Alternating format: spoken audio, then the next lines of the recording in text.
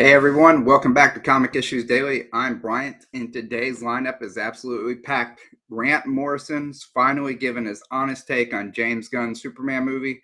Marvel drops a horrifying new Hulk twist, and DC's absolute Joker might just replace the original. Seriously. Plus, we've got Thanos rumors, a new Spawn figure from McFarlane, and some vintage keys spiking hard in the CovrPrice Daily Shakers Report. So buckle up and let's get into it. All right. First story we got today, it is pretty awesome. Grant Morrison, the guy who wrote All-Star Superman, which heavily inspired James Gunn's movie, finally gives his take on the film. It dropped back in July of 2025 and made over $615 million worldwide, and Morrison called it the best Superman movie yet. That's coming straight from the writer whose vision of the character helped shape the whole project. He talked about it during a fan Q&A that comicbookmovie.com covered, and it really shows how much faith he has in Gunn's vision for the DCU. But Morrison didn't stop there. He also praised DC's Absolute Universe series, calling it a masterstroke and the best update on these characters since the Silver Age. He said it's made the heroes feel fresh again, which is high praise coming from him. And when someone asked if he would ever want to do Spider-Man, Morrison admitted he's never written a character because he just bounces off him. He even had a cool concept in mind once about having a Ditko, skinny, awkward Spidey meeting the modern version with Mysterio as the villain. But he said he just couldn't get the enthusiasm to do it. What do you think? Is Gunn Superman really the best one yet, or do you still ride for Man of Steel or Christopher Reeves? Let me know. And speaking of transformations, Marvel's taking the Hulk into full-blown horror territory. Marvel's latest Incredible Hulk storyline is wild, and is taking him right back to his horror roots. This storyline flips everything around. The villain, known as the Eldest, actually takes over the Hulk's body, leaving Bruce Banner completely powerless. She's been hunting him down because she needs his gamma power to open a seal that's been trapping something called the Mother of Horrors. Dr. Voodoo tried to block her using a spell that protected Banner, but just like in all comics, the Eldest found a loophole. She didn't need Bruce, she just needed the Hulk. So she literally separated the Hulk from Banner in a really tragic moment. Hulk realized just how much he actually needs his puny half. When she finally opened the seal, she finds the Mother of Horror is already dead, but instead of backing down, she absorbs its power, and that's when she becomes the gray-skinned Infernal Hulk. This unstoppable, monstrous new version that's pure nightmare fuel. The best part is it puts Banner back in that classic role, the kind, brilliant man trying to stop the monster he's forever linked to. It's dark, it's tragic, and it feels like classic Hulk again. Let me know, do you love Hulk best as the monster or as the hero? And now, from Gamma Horror to Gotham Legacy, Grant Morrison's got thoughts on Batman's most complicated kid. So Morrison also jumped on a Reddit for Ask Me Anything, and 30 Comics covered it. He dropped some fun tidbits about Damian Wayne. He said he's considered writing a sequel to Arkham Asylum that would focus on Damian's future as Batman, the same one we saw teased in Batman 666. When fans asked how he sees Damian's long-term role, Morrison said Bruce Wayne will always be Batman, but once Damian's time as a sidekick runs its course, he should evolve into his own hero with a completely new costume and identity. He also took a minute to clear up the old rumor about how Damian was conceived. Morrison said Batman needed no coercion, but Talia acted the way she did because she was raised as the devil's daughter and was used to potions and phylacteries. It's that background that makes Bruce's later reaction so complicated. Not a denial, just a lot of anger over what had happened between them. And in classic Morrison fashion, he admitted he hasn't kept up with Damian's recent stories, mostly because DC doesn't send him comp boxes anymore. Funny. Are you ready to see Damian step up as Batman, or do you want Bruce holding that mantle forever?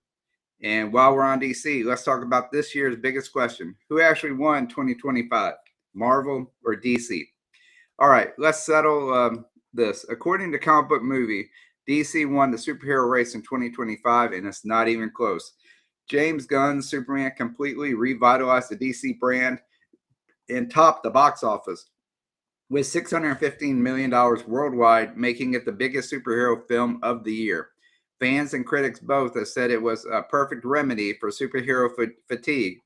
It was hopeful, emotional, and true to the comics. Now, Marvel didn't flop, but it had a bumpier ride. First Steps, Fantastic Four's First Steps brought in $520 million, and Captain America's Brave New World made $413 million, and Thunderbolts landed at $382 million. But the big win for Marvel this year was Daredevil Born Again, which gave Marvel back that gritty street level feel. Both Brave New World, but Brave New World's total creative mess, it actually hurt Sam Wilson's Captain America arc. It should have been many years ago that we had that, because it would have tied right into the ending of Endgame, which would have kept the story flowing the way it needed to. And while DC had its own stumbles, Peacemaker Season 2 was a hit with complaints about goofy subplots and awkward humor.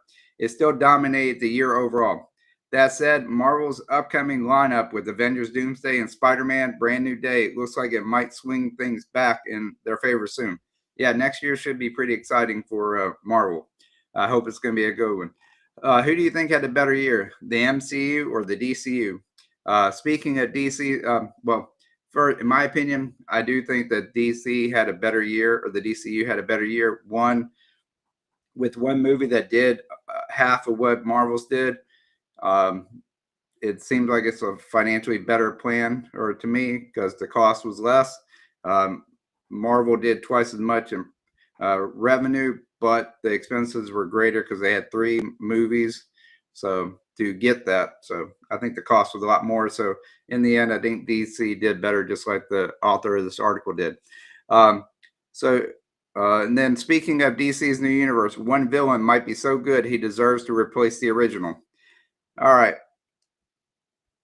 This one we got here is from comicbook.com, and they've made some pretty bold points.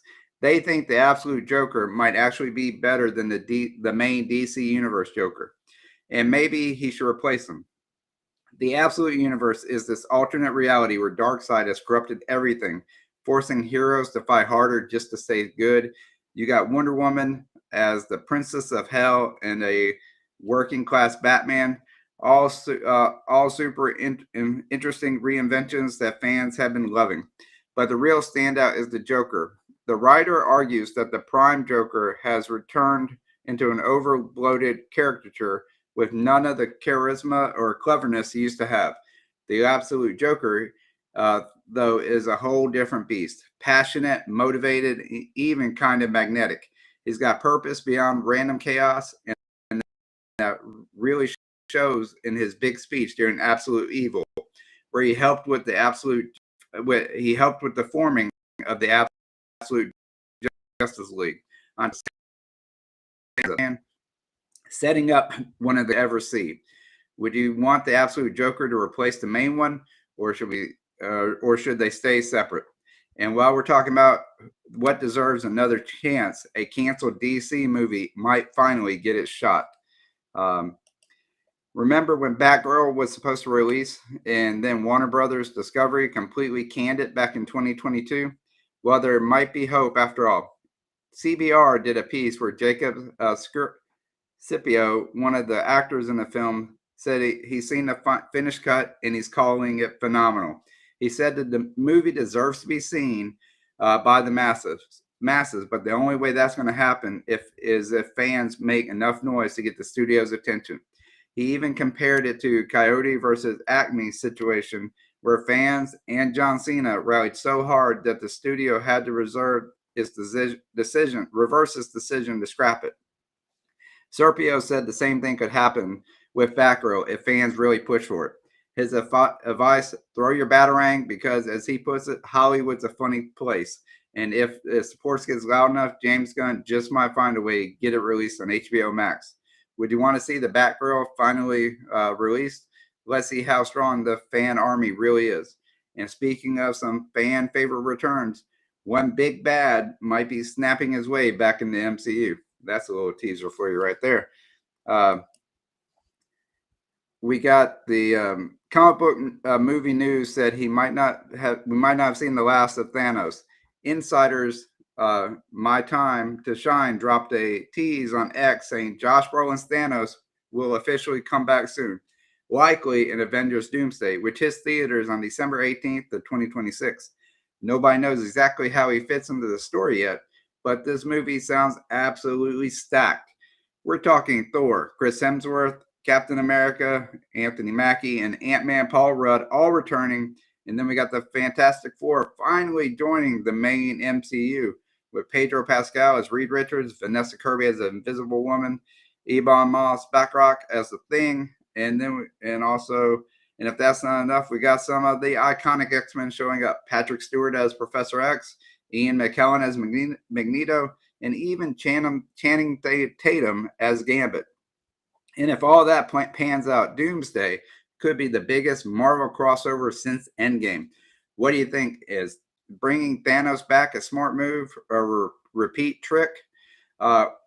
Personally, I think the MCU shouldn't be killing off the villains. It's better to defeat them, send them to prison, and then let the normal comic stuff happen so they can come back and be another story down the line like we're used to in comic books.